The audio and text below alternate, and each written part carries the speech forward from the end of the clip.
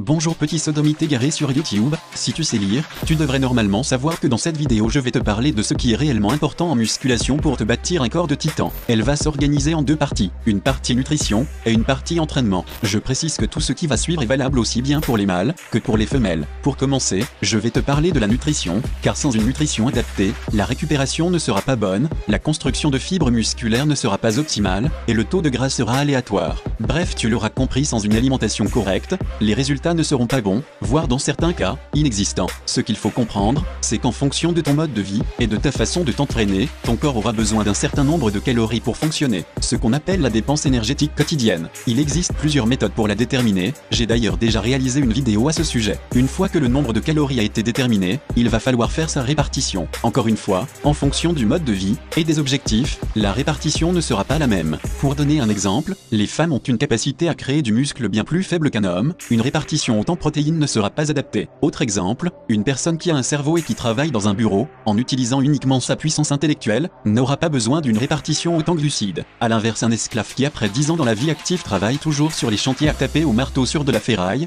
lui aura besoin d'une répartition plus riche en glucides. Bref, le total calorique et la répartition sont les paramètres les plus importants de la nutrition. Le reste, le choix des aliments, l'indice glycémique des aliments, la valeur biologique des protéines, tout ça, on s'en bat les couilles. Ces paramètres ne représentent qu'une part minime du résultat final. La majorité des pratiquants de musculation vont perdre leur temps à optimiser des paramètres n'ayant que trop peu d'influence. La plupart des pratiquants vont chercher à optimiser la qualité de leurs protéines, sans maîtriser la quantité totale. Manger du riz complet dégueulasse, sans même le peser, pour au final un résultat de merde. Le secret de l'alimentation, il est là. Une putain de balance de cuisine à la con. C'est tout. Tant que tu ne maîtriseras pas tes putains de quantités, il ne faut pas espérer avoir des résultats. Tu peux continuer à gaspiller ton argent dans de la whey native à 90 € les 2 kilos, et te gaver de riz complet dégueulasse, tu resteras un gros lard de merde, si tu ne maîtrises pas les quantités. Maintenant parlons de l'entraînement, parce que là aussi, c'est la même chanson. Le paramètre le plus important en musculation, c'est tout simplement l'assiduité. C'est tout con, mais là encore il ne faut pas espérer avoir le moindre résultat en allant à la salle une fois de temps en temps quand t'es pas trop fatigué. Pour le choix du programme, il doit être adapté en fonction du mode de vie. Là aussi, l'employé de bureau n'aura pas le même programme que l'esclave de chantier,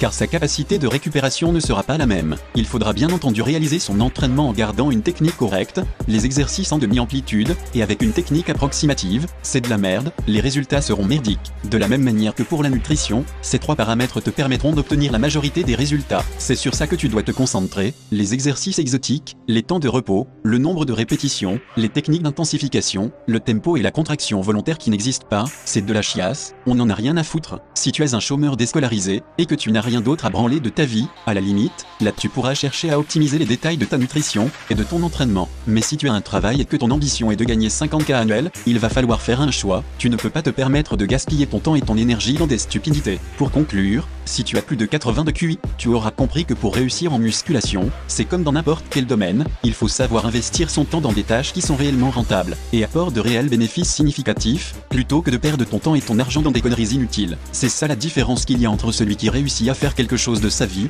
et celui qui n'avance pas, et reste indéfiniment, à son niveau de départ. Cette vidéo est maintenant terminée, j'espère qu'elle t'a plu. Si c'est le cas, n'oublie pas de mettre un pouce bleu, un commentaire, de t'abonner et d'aller faire un tour sur la page Facebook. Si elle ne t'a pas plu, tu peux aller te faire enculer par une chèvre, mais surtout n'oublie pas le pouce noir et le commentaire de rageux. A plus les tarlouses.